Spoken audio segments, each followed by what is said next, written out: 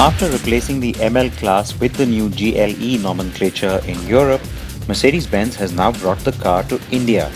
The ML was also due for a makeover anyway, so the timing worked perfectly, not just here but worldwide.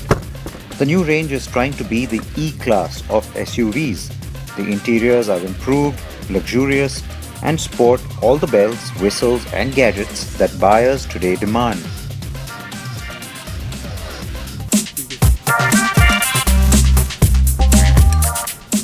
It's a good differentiator to carry into the Indian market too. After all, the GLE family will need to now take on two new cars that will also try very hard to establish themselves as the segment benchmark.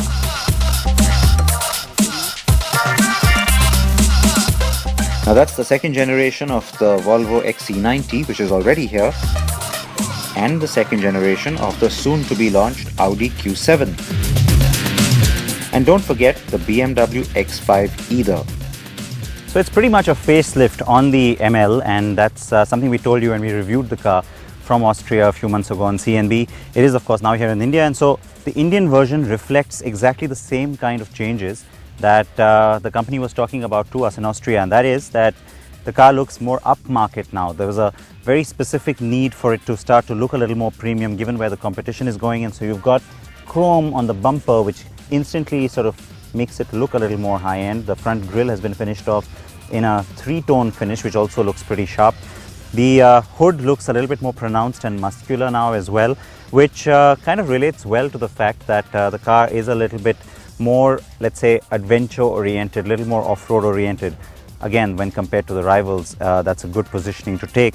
And you've got the LED signature going through a little bit of a change, so an updated headlamp which is prettier and again more upmarket looking, more in line with what you've seen at the sedan end of the Mercedes-Benz portfolio as well. The new GLE will still retain its 250 and 350 CDI nomenclature for the two diesel engine variants. And yes, that means the same engines, though they have been tweaked.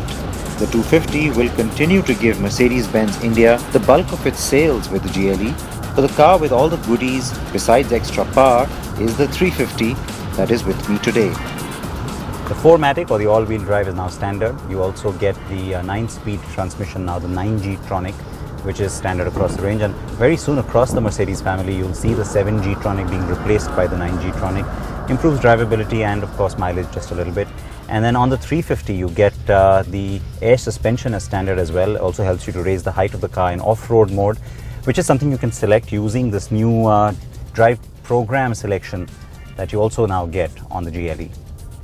I'm going to slip it into sport mode. And that's where the car comes alive as it leaps forward. But Mercedes-Benz claims more than just cruising on this car, and as some of you may recall, I did take the new GLE off-road too in Austria, so I know that it's more than just a pretty face. On the off-road setting, by the way, the car can gain height by as much as 90 millimeters. It has hill descent control, and it also lets you judge the terrain type and select the appropriate settings for throttle, suspension and engine performance. The car is being assembled locally and is priced between 58 and 70 lakh rupees for the two variants. A directly imported variant later will be the new coupe body style that arrives to compete with the BMW X6 in the first half of 2016.